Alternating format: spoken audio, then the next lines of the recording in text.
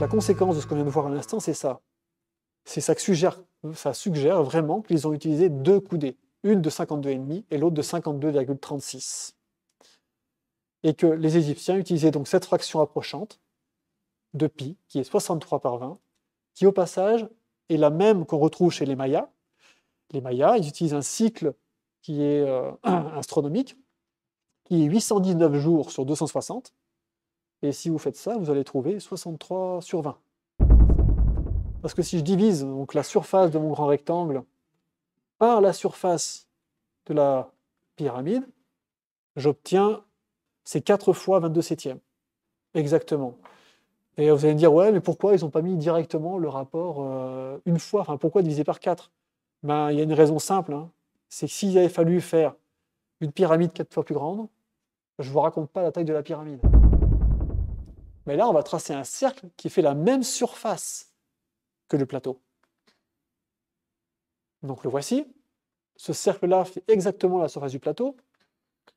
Il se trouve que ce cercle a un rayon de 463 mètres à 2 cm près. Et ça, 463 mètres, c'est le demi-périmètre de la grande pyramide avec son socle. C'est-à-dire que vous avez en fait ça, là, cette longueur-là, ce demi-périmètre, c'est la même longueur que ça, que le rayon du cercle de même surface. Cette largeur-là, là, c'est 1/100 millième du diamètre de la Terre. 1/100 millième. Le niveau de précision, je vous le donne ici, hein, il est 99,99%.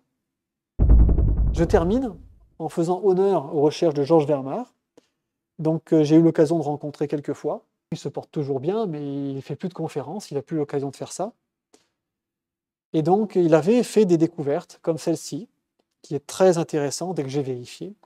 Il avait découvert que lorsqu'on trace un cercle qui a le même périmètre que la grande pyramide, un autre cercle ici qui a le même périmètre que la petite pyramide, la ligne tangente qui passe ici et là vient toucher le coin de la pyramide de Képhren. Il avait fait ce constat-là, alors il l'avait fait sans passer par les mêmes outils. Je pense qu'il avait beaucoup travaillé avec PowerPoint, c'est ce qui pouvait des fois générer des erreurs. Mais là, en l'occurrence, j'ai vérifié avec le plan de Petri, que j'ai transposé sur GeoGebra, et je peux vous dire, l'erreur, elle est de l'ordre de 10 cm.